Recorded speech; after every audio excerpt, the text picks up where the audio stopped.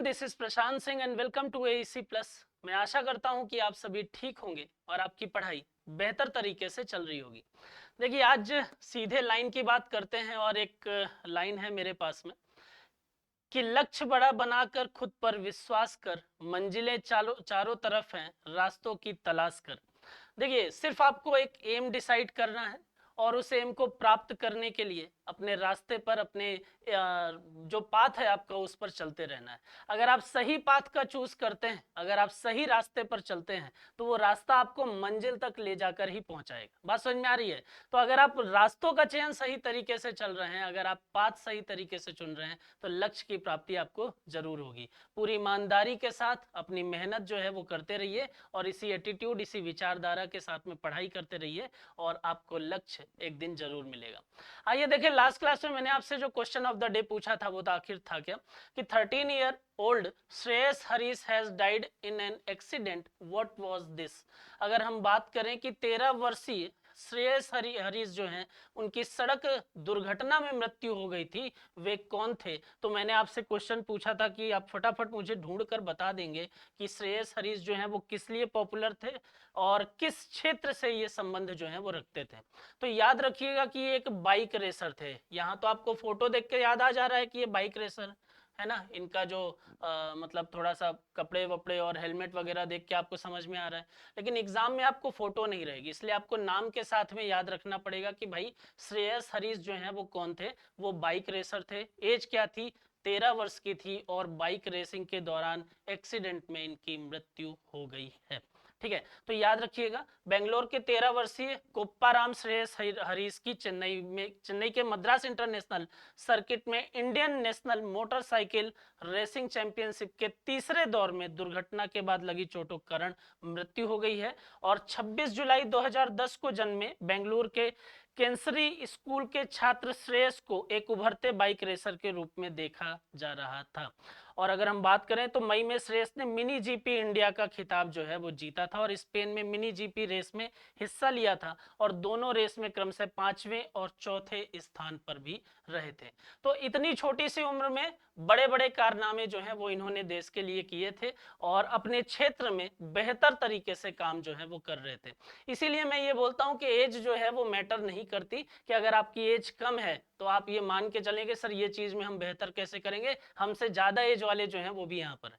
तो एज जो है वो मैटर नहीं करती है। आप जो है वो सिर्फ अपने काम में ईमानदार रहिए, आप जो है अपने काम में मेहनत जो है वो करते रहिए और रिजल्ट जो है वो आपको उस क्षेत्र में जरूर ही मिलेगा। तो यहाँ पर अगर आप याद रखना है तो आप याद रखिएगा कि 13 ईयर ओल्ड श्रेयस हरीश जो है वो बाइक रेसर थे। ठीक है, चलिए क्वेश्चन नंबर फर्स्ट की बात करते हैं। Which Indian origin author debut novel Western Lane has been included in the 2023 Booker Prize long list. भारतीय मूल की किस लेखिका का पहला उपन्यास जिसका नाम है वेस्टर्न लेन 2023 बुकर प्राइज लॉन्ग लिस्ट में शामिल हुआ है? तो इनका नाम है, अगर आप इनको जानते होंगे तो इनका नाम है चेतना मारू।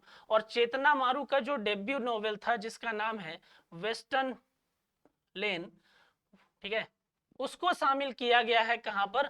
बुकर प्राइज लॉन्ग लिस्ट में। अब क्वेश्चन ये उठता है कि सर ये बुकर सम्मान जो है वो किस फील्ड में दिया जाता है? ठीक है, इसी को मैन बुकर सम्मान भी कहते हैं, ये याद रखिएगा। तो अगर मैं बात करूं तो ये दिया जाता है साहित्य के क्षेत्र में। ठीक है, और याद रखिएगा कि साहित्य के क्षेत्र में नोबेल पुरस्कार या नोबेल प्राइज के बाद में, नोबेल प्राइज के बाद ये प्रतिष्ठित सम्मान के तौर पर जाना जाता है। बात समझ में आ रही है? तो सबसे बड़ा अगर हम बात करते हैं साहित्य के क्षेत्र में तो वो है नोबेल पुरस्कार, और नोबेल पुरस्कार के बाद जो है वो ये प्रतिष्ठित सम्मान जो है उसके तौर पर जाना जाता है। तो ये याद रखना है आपको।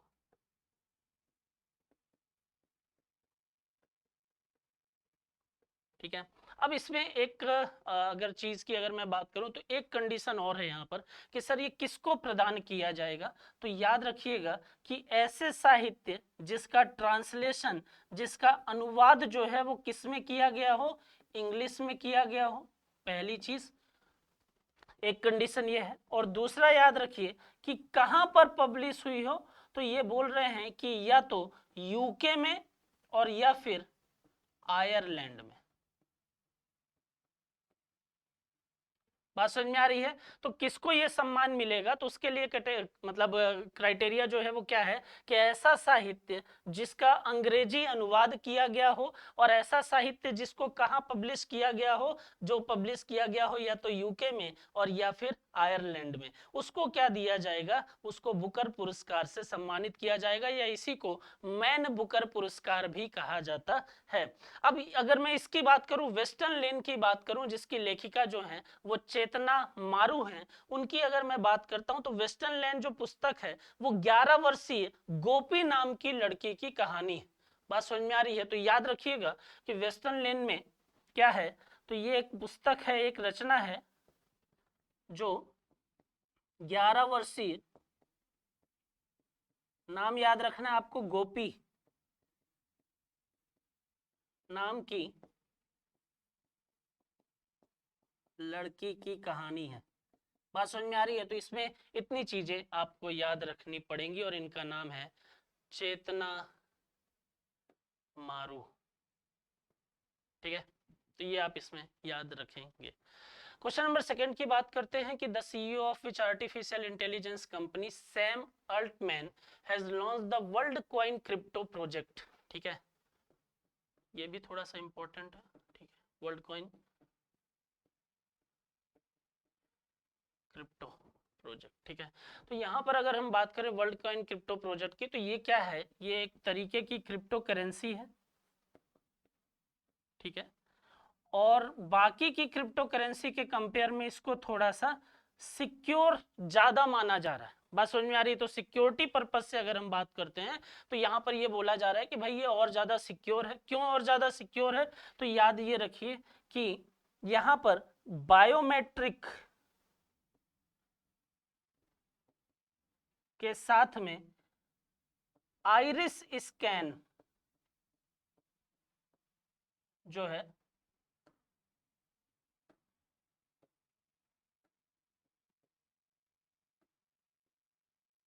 ठीक है, उसका भी व्यवस्था की गई है। तो सिक्योरिटी पर्पज से यहाँ पर बोला जा रहा है कि भाई ये बेहतर है दूसरी क्रिप्टो करेंसी के कंपेयर में। दूसरा अगर हम बात करें तो ये किस कंपनी के द्वारा अगर हम देखें, तो ये प्रोजेक्ट जो है उसकी शुरुआत की गई है, तो वो की गई है ओपन एआई के द्वारा। ओपन एआई की अगर हम बात करते हैं, तो इसके सीईओ सैम ऑल्टमैन ने 2 को फाउंडर के साथ में वर्ल्ड कॉइन क्रिप्टो प्रोजेक्ट जो है उसकी शुरुआत की है। वर्ल्ड कॉइन एक क्रिप्टो मुद्रा परियोजना है जिसका मुख्य उद्देश्य अपने यूजर को एक निजी डिजिटल पहचान जो है वो प्रदान करना है, और यह एक वर्ल्ड आइडेंटिटी है जो व्यक्तिगत रूप से रजिस्टर करने के बाद, जहां एक आर्ब इमेजिन डिवाइस उनकी आंख के यूनिक आइरिस पैटर्न को स्कैन करता है, ताकि वेरीफाई किया जा सके कि रियल एंड पर यूनिक पर्सन जो है वो सही है। बात समझ में आ रही है? तो यहां पर अगर मैं आपको बोलूं, तो ये याद रखिए कि बोल रहा है कि भाई सिक्योरिटी पर्पज से थोड़ा बेहतर है, और बायोमेट्रिक तो है ही है, बायोमेट्रिक के साथ साथ अगर देखें तो यहाँ पर आइरिस स्कैन की व्यवस्था जो है वो भी की गई है। अब बात करते हैं ओपन एआई की। तो ओपन एआई का हेडक्वार्टर जो है वो कहां पर है, तो वो है कैलिफोर्निया में, और 10 दिसंबर 2015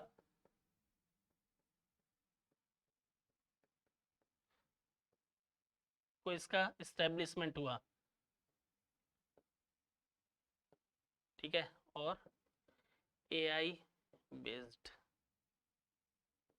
ठीक है, ये याद रखिए, स्टैब्लिशमेंट, हेडक्वार्टर एंड इंडस्ट्री कौन सी है इसकी,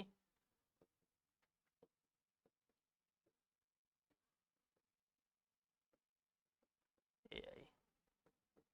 ठीक है, तो इसमें इतनी चीजें आप याद रखेंगे कि इसका एस्टेब्लिशमेंट 10 दिसंबर 2015 को है, कैलिफोर्निया में इसका हेडक्वार्टर है, इंडस्ट्री जो है वो एआई बेस्ड है। क्लियर है?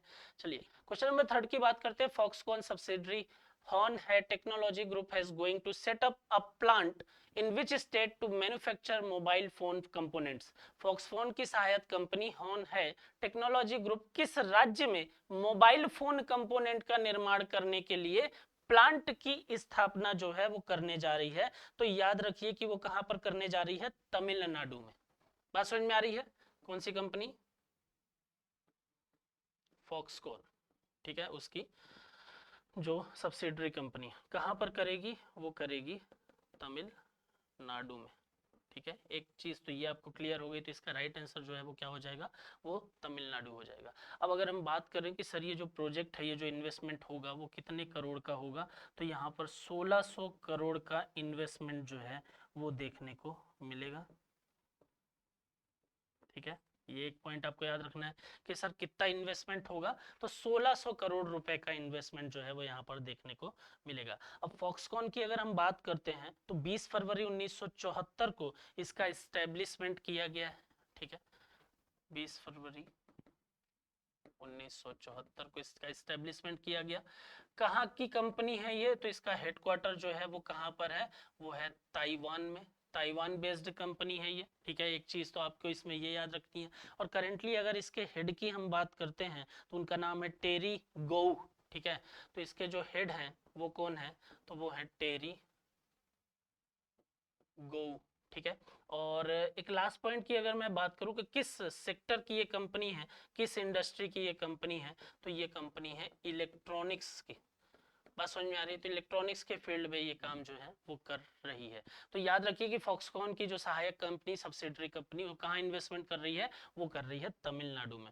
अब तमिलनाडु के बारे में अगर मैं आपको बताऊं तो तमिलनाडु के जो सीएम है उनका नाम है, आप सभी लोगों को पता ही है, ठीक है। तमिलनाडु के सीएम का नाम है एमके स्टैलिन,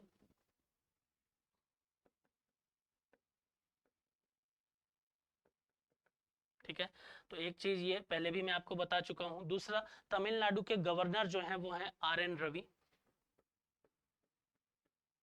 इनका नाम है आर एन रवि, ठीक है। एक पॉइंट ये भी आपको याद रखना है। कैपिटल तो आप सभी को पता ही है, चेन्नई, ठीक है। तो ये भी एक पॉइंट याद रखना है। अब तमिलनाडु जो है वो और किस चीज के लिए फेमस है, तो तमिलनाडु के अगर हम फेमस की बात करते हैं तो टेम्पल फेस्टिवल और सेलिब्रेशन ऑफ आर्ट्स, तीन चीजें जो है वो याद रखिए। पहला याद रखिए सेलिब्रेशन ऑफ आर्ट्स, दूसरा याद रखिए टेम्पल्स, और तीसरा इसमें याद रखिए फेस्टिवल। बात समझ में आ रही है। तो तमिलनाडु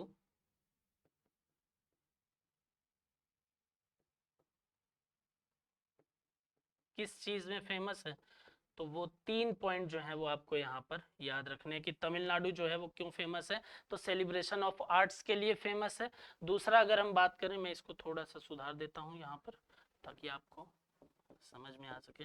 आर्ट्स के लिए फेमस है, टेम्पल्स के लिए फेमस है, और अपने फेस्टिवल्स के लिए फेमस है। तो ये तीन पॉइंट जो है इसको भी आप इसमें याद रखेंगे, ठीक है। चलिए क्वेश्चन नंबर 4 की बात करते हैं। In which army officer of the rank of brigadier and above will now wear common uniform, किस सेना में ब्रिगेडियर और ऊपर उससे ऊपर के रैंक के जो अधिकारी हैं अब समान यूनिफॉर्म, कॉमन यूनिफॉर्म जो है वो पहनेंगे। तो याद रखिए कि वो कौन सी सेना है, वो भारतीय सेना है, वो इंडियन आर्मी की है, ठीक है।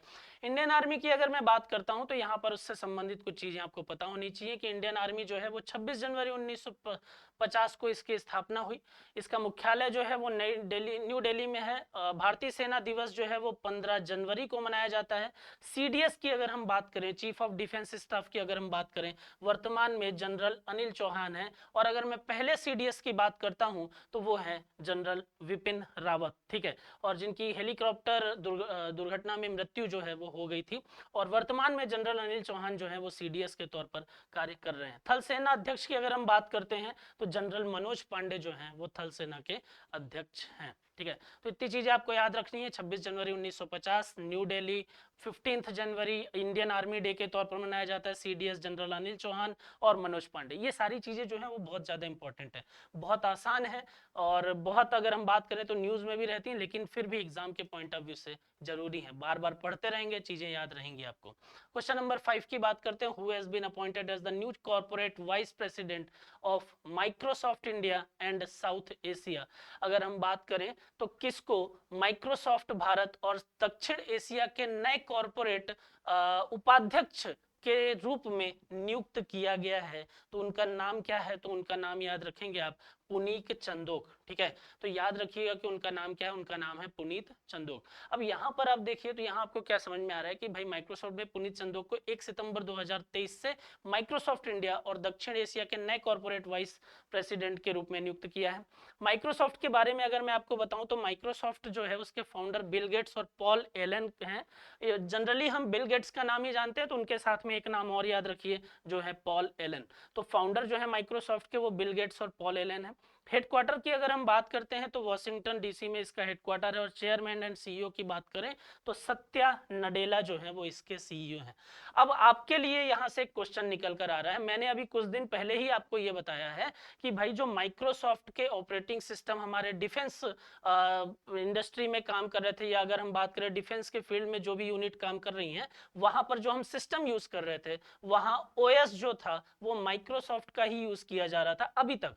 लेकिन अभी डिफेंस जो डिपार्टमेंट है उसने अपना खुद का ओएस जो है वो डेवलप कर लिया है। उस ऑपरेटिंग सिस्टम का नाम क्या है आप मुझे फटाफट मैसेज करके बताएंगे, और इन चीजों को मैं 2 से 3 बार आपको उस टाइम पे बता चुका था जब ये न्यूज में चल रही थी अभी कुछ दिन पहले ही। बात समझ में आ रही है? तो ये आप मुझे जल्दी से बता दीजिएगा कि ये जो ओएस है वो अब क्या है।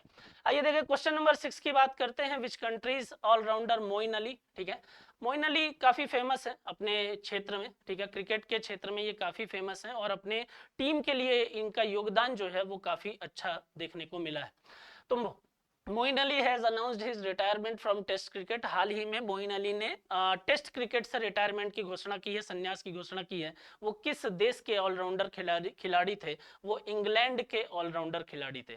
अब देखिए इंग्लैंड की हम बात कर रहे हैं, इंग्लैंड क्रिकेट की हम बात कर रहे हैं, तो अभी कुछ दिन पहले मैंने वहां से संबंधित एक क्वेश्चन आपको बताया था कि इंग्लैंड के एक और खिलाड़ी ने अभी रिटायरमेंट लिया है और उसका नाम है स्टुअर्ट ब्रॉड, ठीक है। और स्टुअर्ट ब्रॉड जो है वो, आप सोचिए कि ऐसा नहीं है, मतलब एक लाइन हमेशा याद रखिएगा कि यह समय गुजर जाएगा। तो अगर आप अच्छी स्थिति में हैं तो आप उसके कंफर्ट जोन में मत चले जाइएगा। आप ये मत समझिएगा कि यार ये टाइम जो है ये तो बढ़िया चल रहा है, ऐसा ही जीवन चलता रहेगा, नहीं, उसमें परिवर्तन होगा। बात समझ में आ रही है? और अगर खराब समय है तो आप दुखी होकर ये मत सोचिएगा कि यार मेरा जीवन तो इसी तरीके से लगा रहेगा, वो समय भी गुजर जाएगा। तो ये याद रखिएगा कि जो टाइम है वो बदलता जरूर है। स्टुअर्ट ब्रॉड को कुछ टाइम पहले तक हम याद करते थे कि यार युवराज सिंह ने इनके एक ओवर में 6 छक्के मारे थे, और स्टुअर्ट ब्रॉड को अब हम याद करते हैं कि यार ये इंग्लैंड का एक ऐसा प्लेयर है जिसने अभी अभी रिटायरमेंट लिया है, और ये 600 विकेट लेने वाला टेस्ट क्रिकेट में विश्व का 5वां नंबर का बॉलर बन गया। और फास्ट बॉलर की कैटेगरी में अगर हम बात करें तो दूसरे नंबर का बॉलर जो है वो बन गया है। तो एक जगह से आपकी शुरुआत कैसी थी वो महत्वपूर्ण नहीं होती है, आपका एंड कैसा था, आपका अगर बोलते हैं ना कि अंत भला तो सब भला, तो आपने अंत कैसा किया है उन चीजों का, आपका परिणाम किस प्रकार का है वो इंपॉर्टेंट होता है। तो आप परिणाम के लिए काम करिए। बात समझ में आ रही है? चलिए, तो स्टुअर्ट ब्रॉड जो है उसको हम याद करते थे 6 छक्के, लेकिन अब याद करते हैं 600 विकेट के तौर पर, 600 विकेट लेने वाले बॉलर के तौर पर। तो यहां पर याद रखिए कि उन्होंने भी, वो भी इंग्लैंड से संबंधित थे, उन्होंने भी अभी कुछ दिन पहले ही रिटायरमेंट लिया है। अब क्योंकि हम इंग्लैंड की बात कर रहे हैं तो इंग्लैंड के नाम सुनते ही, टेस्ट क्रिकेट का नाम सुनते ही हमारे दिमाग में एक सीरीज आती है जिसका नाम है एसएस सीरीज। एसएस सीरीज जो है वो बहुत ज्यादा पॉपुलर है, ठीक है, टेस्ट क्रिकेट में। और वो किन देशों के बीच में होती है? तो वो होती है इंग्लैंड और ऑस्ट्रेलिया के बीच में। बात समझ में आ रही है? एसएस 2023 की बात करें तो उसका आयोजन जो है वो 16 जून से 31 जुलाई तक यूनाइटेड किंगडम में किया गया था, ठीक है। और ऑस्ट्रेलिया के लिए अगर हम बात करते हैं तो इस साल 2023 का जो एसएस था, ऑस्ट्रेलिया के लिए सीरीज की चौथवीं, अगर हम देखें तो 4th लगातार जीत है। और अब तक की एसएस सीरीज में ऑस्ट्रेलिया ने 34 एसएस जो है वो जीते हैं, और इंग्लैंड ने 33 एसएस जो हैं वो अभी तक जीते हैं। तो लगे हुए हैं और आगे पीछे ही हैं, और कुछ टाइम में देखते हैं कि कौन ज्यादा चीजों को जीतता है। अब देखिए इस मैच की अगर हम बात करते हैं तो England player of the series की बात करें, क्रिस वोक्स जो है वो प्लेयर ऑफ द सीरीज थे। Australia player of the series Mitchell Starc थे, और England men's player of the summer Joe Root थे, ठीक है। तो इतनी चीजें आप इसमें याद रख सकते हैं। क्लियर? क्वेश्चन नंबर 7 की हम बात करते हैं। Who has been honoured with the Lokmanya Tilak national award 2023? किसे लोकमान्य तिलक राष्ट्रीय पुरस्कार 2023 से सम्मानित किया गया था? तो देखिए फोटो देख के आपको ये तो समझ में आ ही गया होगा कि यार ये किसको सम्मानित किया गया था। कंफ्यूज मत हो जाइएगा कि इनको प्रदान किया जा रहा है, नहीं, ये प्रदान किया जा रहा है हमारे देश के प्रधानमंत्री श्री नरेंद्र मोदी जी को। और ये अवार्ड जो है वो किसके लिए प्रदान किया जाता है, तो ऐसे लोगों को प्रदान किया जाता है। अगर मैं बात करूं तो ये अवार्ड जो है वो ऐसे लोगों को प्रदान करते हैं, ऐसे लोगों को दिया जाता है जिन्होंने देश की प्रगति, जिन्होंने देश की प्रगति और विकास के लिए असाधारण कार्य किया। बात समझ में आ रही है, किया हो, उनको क्या प्रदान किया जाता है, उनको प्रदान किया जाता है लोकमान्य तिलक नेशनल अवार्ड। ठीक है, और लोकमान्य तिलक नेशनल अवार्ड जो प्रदान किया गया है कब, 2023 में, वो किसको प्रदान किया गया है, तो वो प्रदान किया गया है श्री नरेंद्र मोदी जी को। ठीक है, और ये इस अवार्ड को पाने वाले 41वें नंबर के व्यक्ति जो हैं वो बन गए हैं।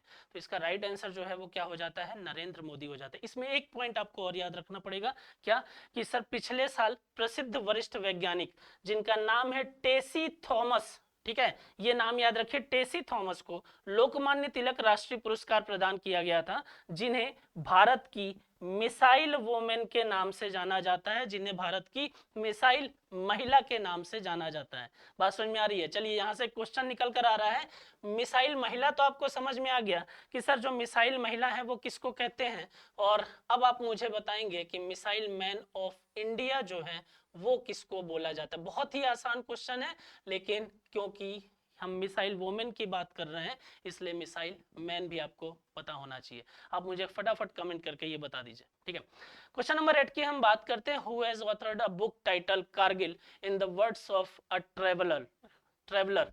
कारगिल एक यात्री की जुबानी नाम की एक पुस्तक को किसके द्वारा लिखा गया है, तो ये जो पुस्तक है वो किसके द्वारा लिखी गई है, अगर हम बात करें कारगिल की, तो ये पुस्तक जो है वो किसके द्वारा लिखी गई, ये लिखी गई ऋषि राज के द्वारा।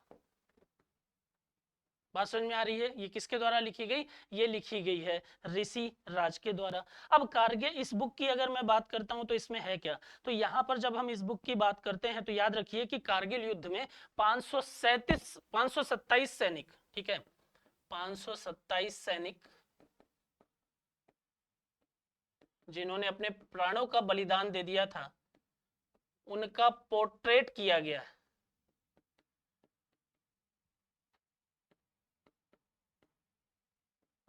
ठीक है, इस बुक में उनका पोर्ट्रेट किया गया है, ये आप याद रखिए। ठीक है, कितने, 527 सैनिक, ठीक है, जिन्होंने अपने प्राणों का बलिदान कारगिल युद्ध के विजय के लिए दे दिया था। कारगिल विजय दिवस की अगर बात करें तो 26 जुलाई को ये मनाया जाता है। ठीक है, कारगिल विजय दिवस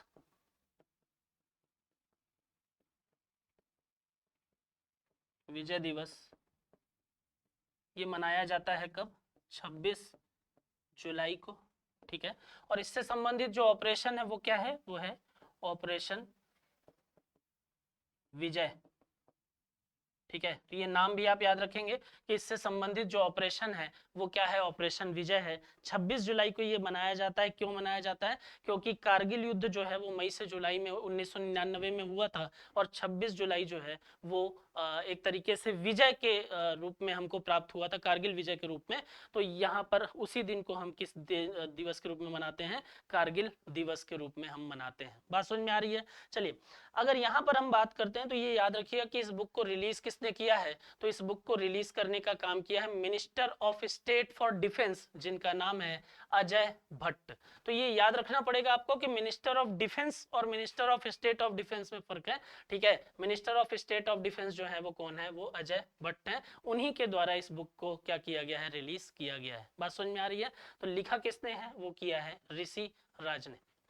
क्वेश्चन नंबर 9 की बात करते हैं, where is the football Asian Games 2023 going to be held. Football Asian Games 2023 का आयोजन जो है वो कहां पर किया जाएगा, तो याद रखिए कि 23 सितंबर से 8 अक्टूबर तक अगर हम देखें तो 23 सितंबर से 8 अक्टूबर तक ये 2023 का एशियन गेम जो है उसका आयोजन किया जाएगा और कहां पर किया जाएगा, तो ये किया जाएगा होंगजो चाइना, होंगजो चाइना में। ठीक है, तो ये आयोजन जो है वो कहां पर किया जाएगा, ये किया जाएगा होंगजो चाइना में। अब बात ये आती है कि सर जो हमने तो ये सुना है कि जो एशियन गेम होता है उसको किसी और नाम से भी जाना जाता है, तो याद रखिएगा कि जो एशियन गेम होता है उस एशियन गेम को हम आसियाड भी कहते हैं। ठीक है, तो ये याद रखिएगा कि जो एशियन गेम होते हैं वो आसियाड के नाम से भी जाने जाते हैं। ठीक है, दूसरी बात अगर हम देखें तो ये सर कब होता है, तो ये याद रखिए कि ये कब होता है, ये हर 4 साल में होता है, आफ्टर 4 ईयर के गैप में ये चीजें देखने को मिलती हैं। तो ये भी पॉइंट जो है वो वैलिड है, इसको भी आप याद रख सकते हैं।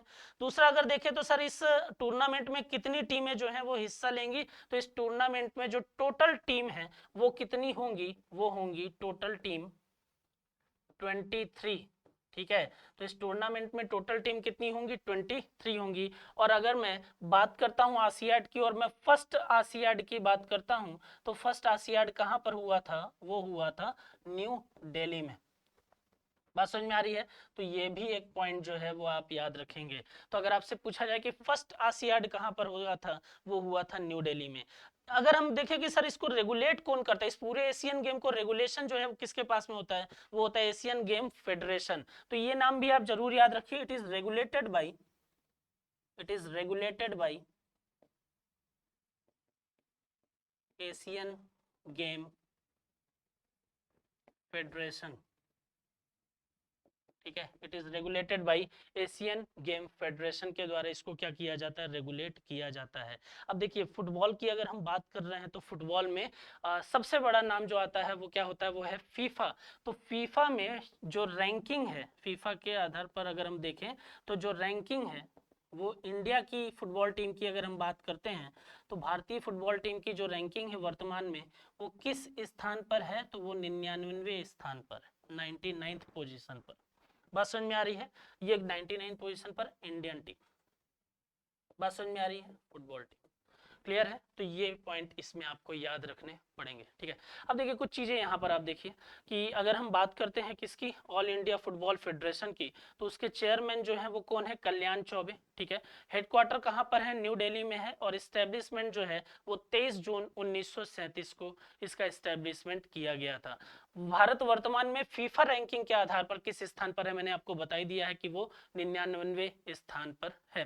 भारतीय फुटबॉल टीम के मुख्य कोच जो है वो वर्तमान में कौन है, उनका नाम है इगोर स्टीमा। देखिए क्रिकेट की पॉपुलैरिटी भारत में बहुत ज्यादा है, लेकिन अब धीरे धीरे फुटबॉल की पॉपुलैरिटी विश्व के समान ही भारत में भी बढ़ने लगी है। तो इसलिए जब पॉपुलैरिटी बढ़ती है तो वहां से क्वेश्चन आने की संभावना भी बढ़ती है। तो इसलिए आपसे अगर मैं ये पूछूं कि क्रिकेट के नए कोच जो हैं वो भारतीय क्रिकेट के किसको बनाया गया है, हर व्यक्ति का मैसेज आ जाएगा सर ये बने। बात समझ में आ रही है। लेकिन अगर मैं आपसे पूछूं कि फुटबॉल के किसको बनाया गया, हॉकी के किसको बनाया गया, आप सोच में पड़ जाएंगे, गूगल करना पड़ जाएगा। तो इसके लिए याद रखिए जो चीजें पॉपुलर हो रही हैं, जो चीजें न्यूज में बन रही हैं, उनको बार बार पढ़ें। अगर किसी चीज को देख रहे हैं तो अच्छा ये हो गए, बार बार देखें उन चीजों को। तो याद रखिए कि जो मेन कोच हैं, हेड कोच हैं, वो कौन हो गए हैं, इगोर स्टीमा है।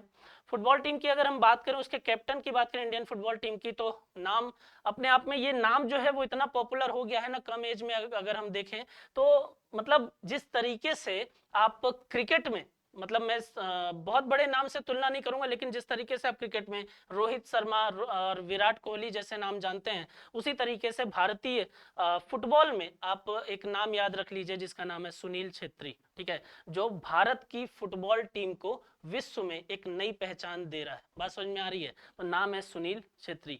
ऑल इंडिया फुटबॉल फेडरेशन के बारे में देखें तो मैंने आपको बता ही दिया, कल्याण चौबे इसके हेड हैं, नई दिल्ली में इसका हेडक्वार्टर है, और 23 जून 1937 को इसकी स्थापना की गई थी। क्वेश्चन नंबर 10 की बात करते हैं, which states cabinet has approved the water tourism and adventure sport policy. Water tourism and adventure sport policy किस राज्य सरकार ने इसकी शुरुआत की है? तो याद रखिए यूपी गवर्नमेंट ने इसकी शुरुआत की है। और यूपी गवर्नमेंट क्या बोल रही है? वो बोल रही है कि भाई हमारी जो नदियां हैं, जो झील हैं, जो पानी है, उन पानी का यूज करके, उन चीजों का यूज करके हम टूरिज्म को बढ़ावा देंगे।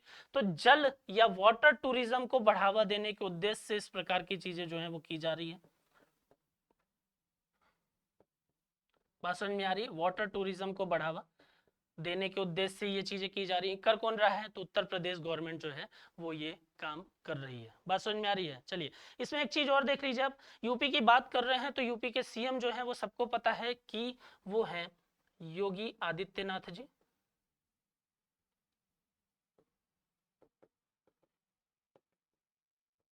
योगी आदित्यनाथ जी, ये कौन है? ये यूपी के सीएम है। ठीक है।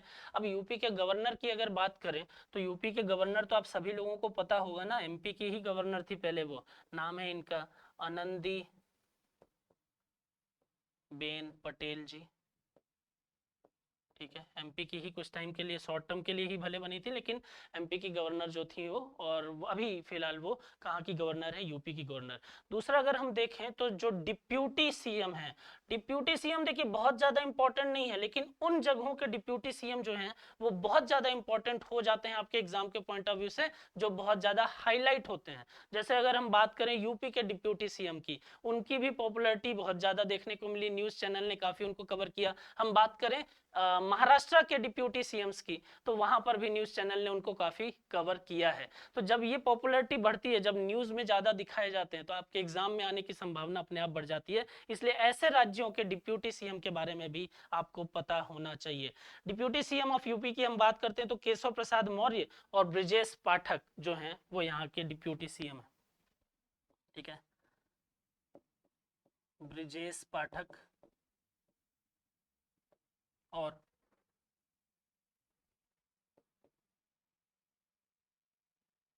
केशव प्रसाद मौर्य, काफी न्यूज में थे ये अभी कुछ टाइम पहले तक। ठीक है, तो ये यूपी गवर्नमेंट के डिप्यूटी सीएम है। ठीक है, ये जो वाटर पॉलिसी बनाई गई है ये कब तक के लिए बनाई गई है? तो ये 10 वर्षों की पॉलिसी है, और राज्य में मौजूद नदियां, नहर, झील, सागरों का उपयोग करके पानी पर्यटन सुविधाओं को विकसित करना है। क्योंकि यूपी में आप देखिए बड़ी बड़ी नदियों के नाम जो हैं वो आपको यूपी में देखने को मिल जाएंगे, और बड़ी बड़ी नदियों का संगम भी यूपी में देखने को मिल जाएगा। पवित्र स्थल के तौर पर आपको क्षेत्र देखने को मिल जाएंगे। गंगा, यमुना, सरयू और कई स्वतंत्र झीलें जैसे कई प्रमुख जल निकाय जो हैं वो समृद्ध हैं। तो उनका यूज करके और वाटर से रिलेटेड टूरिज्म जो है उसको बढ़ाएंगे, ताकि टूरिस्ट आएंगे और चीजों में थोड़ा बेनिफिट देखने को मिलेगा, सुधार देखने को मिलेगा। तो ये आज के हमारे 10 क्वेश्चन थे। आपके लिए जो क्वेश्चन ऑफ द डे है वो ये कि कौन सा स्टेट गैंडा संरक्षण योजना को फिर से शुरू करने के लिए राइनो टास्क फोर्स का गठन करेगा? Which state will set up a rhino task force to revive the rhino conservation plan? तो इसको आप ढूंढिए और मुझे बताइए कि आखिर कौन सा राज्य ऐसी चीजें करने वाला है। चलिए फिर आज के लिए इतनी चीजें काफी हैं, आप पढ़ाई करते रहिए, खुश रहिए। Thank you so much.